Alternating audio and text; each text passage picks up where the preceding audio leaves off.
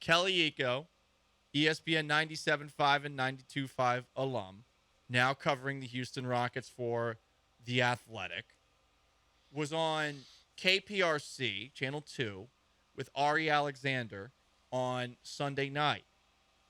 He was asked about the possibility of James Harden returning to Houston. Here's what he had to say. So what would you put that opening day starts next year and James Harden is on this Houston Rockets roster? Hey, I'm putting that at a 7 out of 10. Okay.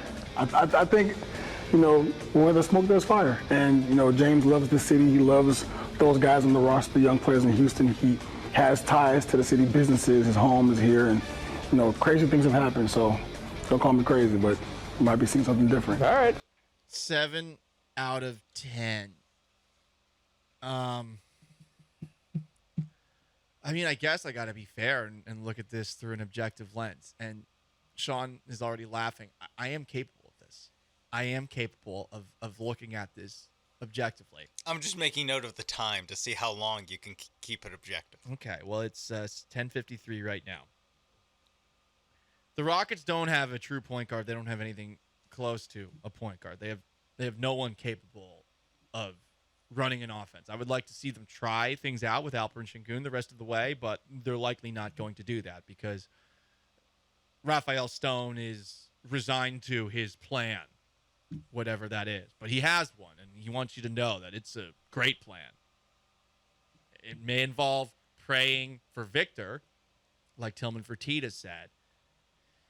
But since the Rockets don't have somebody who can really distribute or create for anybody, that is something Harden has been doing very well this year in Philadelphia when he's been healthy. The Rockets also have no veterans of value. And I'm assuming that they're going to want to spend some money to potentially show that they are willing to spend money. This actually does make sense, but this is where everyone should make the record scratch and make it scratch really loudly. Harden seems like he would be a way better friend than a mentor. I have a difficult time separating James Harden off the court from James Harden on the court because I do think that his habits off the court lead to some of his struggles on the court, specifically come playoff time. But there is a part of me that has a great deal of respect for the fact that Harden can still go hard as far as partying the way that he does. He's 34. I'm going to be 34 in a couple of months. I'm impressed that Harden can do these things and continue to play basketball. And from being a good friend perspective, does he not give DaBaby, or is it DaBaby that gives it to him? It's a little baby. Oh, it's a little baby. My bad. Are there any other babies I need to remember? Those two are the main young ones. Okay, so and then there's Baby, a.k.a. Birdman, a.k.a. Brian Williams. Okay. NBC's Brian Williams? No, different Brian Williams. Okay, gotcha. See, that's what Brian Williams should have lied about. Like, actually, Being Birdman? I'm Birdman / baby, guys.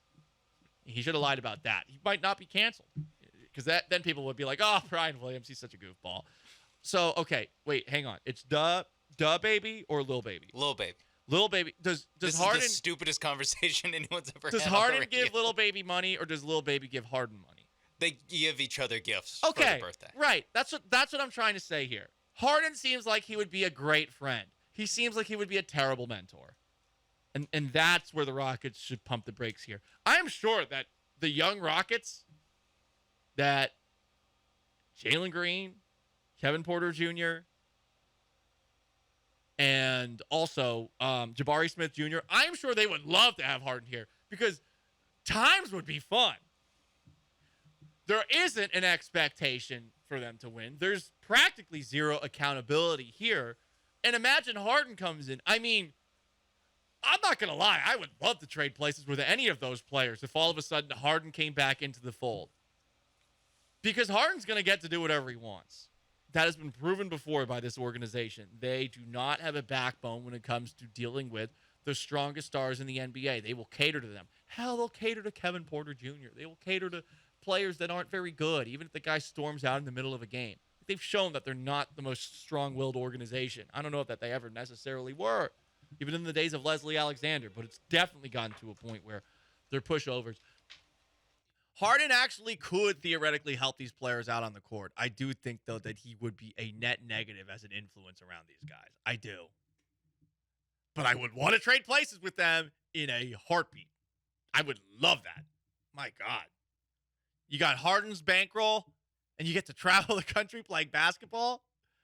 And clearly, Raphael Stone's plan does not involve trying to win anytime soon, trying to make these players get better. It's just, hey, let's keep losing games and get the best draft picks we possibly can. So, I don't want it to happen. I think it would be bad. But if I'm one of those players, I want it to happen so badly. Jimmy's got a thought calling in at 713-780-3776 about James Harden. Jimmy, what's going on? Hey, thanks for taking my call. Yeah, I agree with you 100% on this in the sense that,